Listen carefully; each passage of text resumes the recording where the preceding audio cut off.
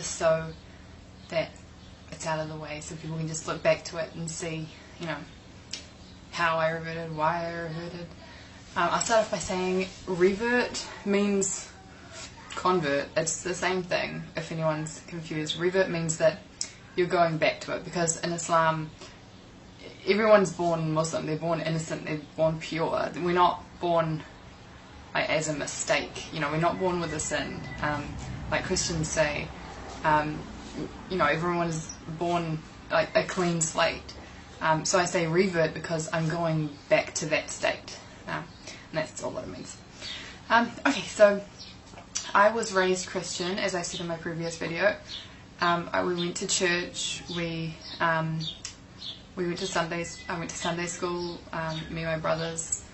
I had a normal family life. I had a mum, a dad, 3 brothers, and things were pretty normal. We weren't like, you know, the most privileged family of them all, but you know, I think we had a pretty normal life. My parents divorced when I was 8, and I went to live with my mum here, and that's when things sort of started getting a bit weird. Because everyone else sort of left Christianity, my whole family, they just sort of left Christianity, and I didn't. I sort of wanted to keep going to church, so I'd get my mum to drop me off at church by myself, and I'd sit through the service listening, learning things, and then she picked me up.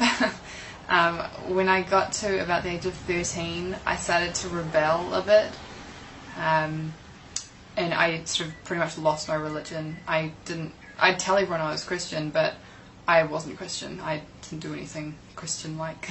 When I was 16, when I was 15 and a half, I moved out. Well, almost 16, I moved out on my own, because I felt like my mum and her new partner had their life and I wasn't really involved in that. They had a daughter and I was sort of an add-on. My brother had already moved out and I felt like I didn't belong in their family, so I moved out. My mum helped me move out, which is kind of weird.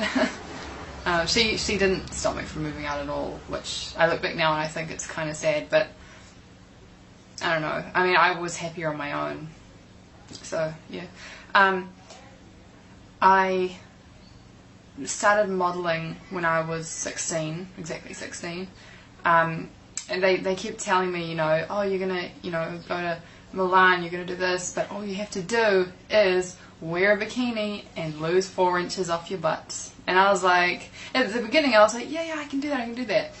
When they started saying that I was sort of overweight and that I needed to lose weight to continue on as a model, I thought like something's wrong. And I remember my last audition, or my last, you know, interview as a model. I remember going in there and there were about 20 other girls in there, and I just remember thinking, like, these girls have not eaten anything in a long time. Like, they are really skinny and they're going on about it, saying, you know, salads and, you know, you shouldn't eat there and you should eat this, and it's like, all I was thinking is I just ate Dunkin' Donuts and now I'm here. I was like, I do not belong here, I want to go home. And so obviously I didn't get that job because there were a whole lot of skinny minis around me, so I quit modelling. I don't think it was because of Islam. I think it was just more of me as a woman knowing my limit, because there was no limit with modelling. You know, models will do anything. Like, they will take off all their clothes, they will say anything, they'll be anyone. They'll starve themselves just to look good, just to have that one photo shoot, you know. And I just thought, like, there's more to life than that. So I said my shahada quietly, not like a big gathering, because I thought I didn't want a whole lot of strangers there, like, for like a big thing in my life. Not by myself, with another person, but I didn't want a whole lot of people there. My parents did not support me being Muslim. They still don't really. My mum puts up with it sometimes. She sometimes goes out of her way to like sort of put me down. She tells her, like, if she sees someone that we used to know that didn't know I was Muslim, she wants to tell them I'm Muslim to get a reaction out of them, for them to laugh or for them to say something insulting or something. When I was in my last year of high school, actually I had one more year, but I left after that year, I met some new friends. I made new friends in that year because I saw that my old friends were like going downhill a bit. They'd been partying and not studying and like that, and so their life was leading nowhere, and I didn't really want to be a part of that. So I made new friends. A few of them were Muslim. I didn't know that. I didn't, become friends with them because they were Muslim. They were just Muslim. Guys and girls, not just one. And I remember asking one time, I was texting my friend, and he said, "Can't text, I'm at mosque." And I was like, "Where's this magical place you can't text in?" And he didn't, try and convert me in the text. He just said, "I'm at mosque, can't text." And I just thought it was so opposite to what you hear about Muslims on TV, because I grew up in New Zealand, it's a Western country, and I automatically had this negative view on Muslims, and I was so wrong. I thought they were all bad people. I thought they all hated everyone, but they really don't, and I liked how when Muslims talk to each other, it's like salam brother, salam sister. It's really nice. I like that. It's like respect in Islam, and you don't see that in anything else. And I looked more into it. I kept looking into it, and I had some ups and downs. Some days you wake up and you're like, that's a dumb culture, a dumb religion, and you're like, I don't want to do that.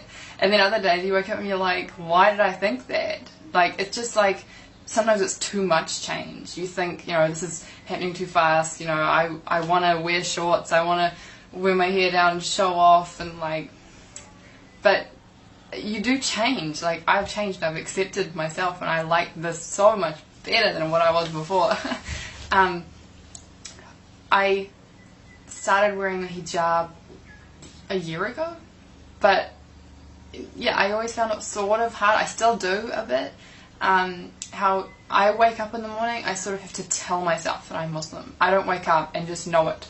I have to remind myself. If I see myself in the mirror without a hijab on, I don't automatically think I'm Muslim. If I almost have to wear this to tell myself that I'm Muslim. And I don't know when that's going to go away, but I hope it does. Born Muslims, do you guys wake up and know that you're Muslim? You can comment below. I actually don't know. Do you wake up and you just know it? I don't know. Because I want that. I want to wake up and know that I'm Muslim instead of telling myself that I'm Muslim. My dad hates it. Every time I see him, I hardly see him now because it got so hard. Every time I see him, he always reminds me that I'm going to hell. He's always telling me, that unless I do it this way, I'm going to hell. He's Christian, but he's his own Christian. He's not Baptist. He's not anything like that. He doesn't go to church. He reads a book that tells him how to read the Bible, which I don't think is a good way, because some guy wrote that book on how to read the Bible.